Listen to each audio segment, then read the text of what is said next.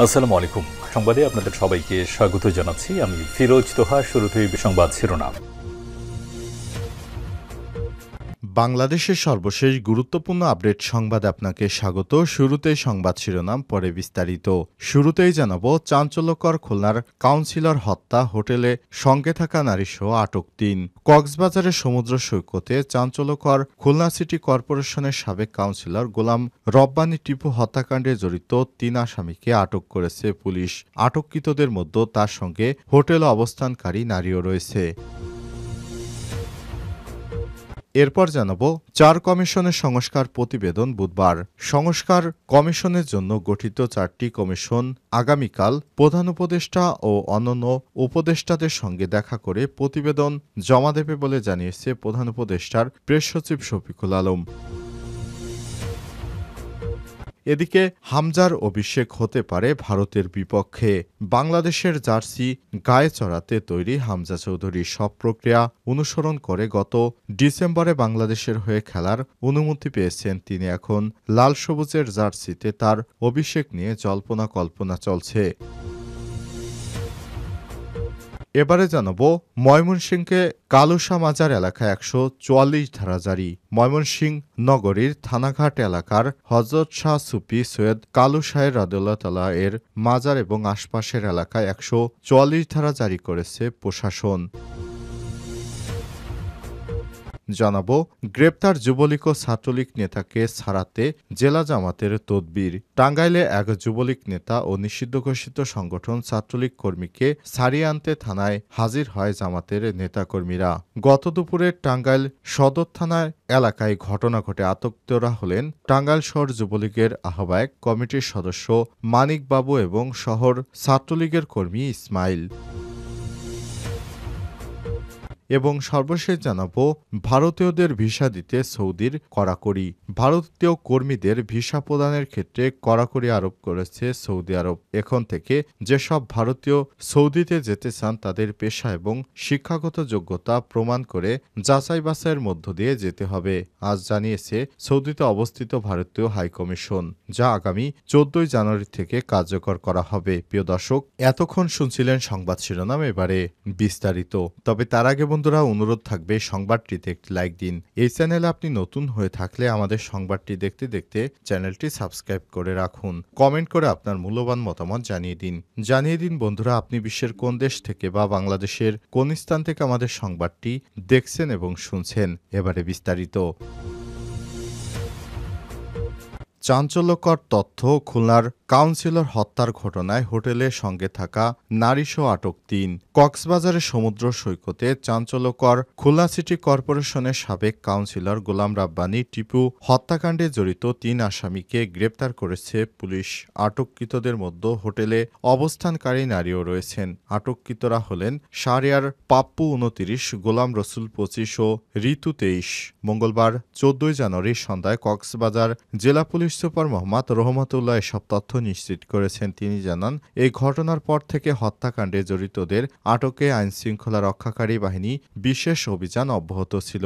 এরই ধারাবাহিকতায় গোপন তথ্যের ভিত্তিতে পুলিশ জানতে পারে এই ঘটনায় জড়িত নারীসহ কয়েকজন আসামি মৌলভীবাজারে অবস্থান করছে। এই তথ্যের ভিত্তিতে জেলা পুলিশের একটি টিম মৌলভীবাজারে অভিযান চালিয়ে শাহরিয়ার পাপ্পু ২৯ ও গোলাম রসুল ২৫ ও ঋতু ২৩কে আটক করেছে। সময় তাদের কাছ থেকে হত্যাকাণ্ডে ব্যবহৃত পিস্তলটিও উদ্ধার করা হয়। পুলিশ সুপার আরও জানান, আটক ৩ জনই হত্যাকাণ্ডে সরাসরি জড়িত ছিল। এদের মধ্যে ওই নারী কক্সবাজার ঘুরতে এসে কাউন্সিলর টিপুর সঙ্গে হোটেলে উঠেছিলেন। আর এই সব ঘটনার পর থেকে ওই নারীর সন্ধান পাচ্ছিল না পুলিশ। এছাড়াও আটককৃত অপর ২ জন হত্যাকাণ্ডের মিশনে সরাসরি অংশগ্রহণ করেছিলেন। পুলিশ সুপার আরও জানান, আটককৃতদের মৌলভীবাজার থেকে কক্সবাজারে নিয়ে আসা হচ্ছে। ৪ কমিশনের সংস্কার প্রতিবেদন বুধবার। সংস্কারের জন্য গঠিত ৪টি কমিশন আগামী বুধবার প্রধান উপদেষ্টা ও অন্যান্য উপদেষ্টাদের সঙ্গে দেখা করে প্রতিবেদন জমা দেবে বলে জানিয়েছেন প্রধান উপদেষ্টার প্রেস সচিব শফিকুল আলম। মঙ্গলবার ১৪ জানুয়ারি সন্ধ্যায় ফরেন সার্ভিস একাডেমিতে এক সংবাদ সম্মেলনে সব তথ্য জানান তিনি। শফিকুল আলম বলেছেন, হস্তান্তরের পর রিপোর্ট নিয়ে একটু আলাপ হবে। পুরো জিনিসটি তারা বলবেন কি কি পাওয়া গেছে। দুপুর ১:৩০ পর্যন্ত আশা করছি করেছি এই মিটিং হবে। এরপর দুপুর ৩টায় সংবাদ সম্মেলন করে এই বিষয়টি জানাবেন সরকারের কয়েকজন উপদেষ্টা। তবে আমরা এখনো জানি না কারা আসবেন, তারা পুরো জিনিসটি ব্রিফ করবেন। জানা গেছে জনপ্রশাসন সংস্কার কমিশন ও বিচার বিভাগ সংস্কার কমিশন আগামীকাল প্রতিবেদন জমা দেবে। প্রসঙ্গত গত ৩ অক্টোবর নির্বাচন ব্যবস্থা বিচার বিভাগ, দুর্নীতি দমন কমিশন, পুলিশ ও জনপ্রশাসন সংস্কার কমিশন গঠন করে প্রজ্ঞাপন জারি করে অন্তর্বর্তীকালীন সরকার। পরে ৭ অক্টোবর সংবিধান সংস্কার কমিশন গঠন করা হয়। এরপর দ্বিতীয় ধাপে গণমাধ্যম, স্বাস্থ্য, শ্রম, নারী বিষয়ক ও স্থানীয় সরকার ব্যবস্থা সংস্কার কমিশন গঠন করে সরকার। এদিকে সংস্কার কমিশনগুলোকে ৯০ দিনের মধ্যে প্রতিবেদন দিতে বলা হয়েছিল। তবে প্রথম ধাপের ৫টি সংস্কার কমিশনের মেয়াদ বুধবার ১৫ জানুয়ারি পর্যন্ত বাড়ায় সরকার। এছাড়াও বিচার বিভাগ সংস্কার কমিশনের মেয়াদ ৩১ জানুয়ারি পর্যন্ত সময় বাড়ানো হয়েছে। হামজার অভিষেক হতে পারে ভারতের বিপক্ষে। বাংলাদেশের জার্সি গায়ে চড়াতে তৈরি হামজা চৌধুরী সব প্রক্রিয়া অনুসরণ করে গত ডিসেম্বরে বাংলাদেশের হয়ে খেলার অনুমতি পান। তিনি এখন লাল সবুজের জার্সিতে তার অভিষেক নিয়ে জল্পনা কল্পনা শুরু হয়েছে। সব ঠিক থাকলে আগামী ২৫ মার্চ ভারতের বিপক্ষে অভিষেক হতে পারে হামজার। এশিয়ান কাপ বাছাইয়ের এই ম্যাচটি ভারতে অনুষ্ঠিত হবে আর সম্ভাব্য ভেন্যু শিলংয়ের জওহরলাল নেহরু স্টেডিয়ামে। এদিকে বাংলাদেশের জার্সি গায়ে চড়ানোর আগেই ইংলিশ ক্লাব লেস্টার সিটি ছাড়তে চলেছে হামজা। শীতকালীন দল বলে লেস্টার ছেড়ে চলতি মৌসুমে বাকি অংশের জন্য তিনি ধার যোগ দিতে পারেন ইংলিশ চ্যাম্পিয়নশিপ ক্লাব শেফিল্ড ইউনাইটেডে। ব্রিটিশ গণমাধ্যমগুলোর প্রতিবেদন অনুযায়ী দুই পক্ষের মধ্যে আলোচনায় প্রায় চূড়ান্ত হয়েছে। শেফিল্ড ইউনাইটেড দীর্ঘদিন ধরে হামজার প্রতি আগ্রহী ছিল। তাদের লক্ষ্য চ্যাম্পিয়নশিপে শক্ত অবস্থান ধরে রাখা, প্রিমিয়ার লিগে ফিরে আসা। চ্যাম্পিয়নশিপে বর্তমান তারা তৃতীয় স্থানে আছে, সমান ৪৯ পয়েন্ট নিয়ে বার্নলিন ঠিক নিচে অবস্থায় থাকলেও প্রিমিয়ার লিগে খেলার সুযোগ পাবে শেফিল্ড। লেস্টার সিটির হয়ে এফএ কাপের সম্প্রতি ম্যাচে কুইন্স পার্ক রেসান্সের বিপক্ষে মাঠে নামেননি হামজা। ধারণা করা হচ্ছে শেফিল্ড ইউনাইটেডে তার সম্ভাব্য যোগদানের কারণে ঝুঁকি নিয়ে চায়নি লেস্টার। ২০১৬ সালে প্রিমিয়ার লিগ চ্যাম্পিয়ন লেস্টার সিটির অবস্থানও খুব বেশি ভালো নয়। বর্তমানে লিগ টেবিলে ১৯তম স্থানে আছে তারা। মৌসুমের শেষে অবনমন অঞ্চলে থাকলে তাদেরও চ্যাম্পিয়নশিপে খেলতে হবে আগামী মৌসুমে। ময়মনসিংহে কালুশা মাজার এলাকায় ১৪৪ ধারা জারি।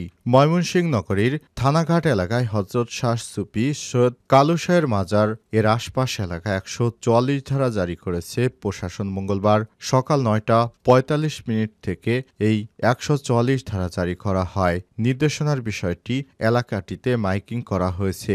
জেলা প্রশাসক ও জেলা ম্যাজিস্ট্রেট মফিদুল আলম স্বাক্ষরিত বিজ্ঞপ্তিতে বলা হয়েছে, ময়মনসিংহের সিটি কর্পোরেশন এলাকায় থানাঘাট থেকে ট্রাফিক অফিস পর্যন্ত মঙ্গলবার একাধিক পক্ষ থেকে একই স্থানে একই সময়ে সভা সমাবেশের আহ্বান করা হয়েছে।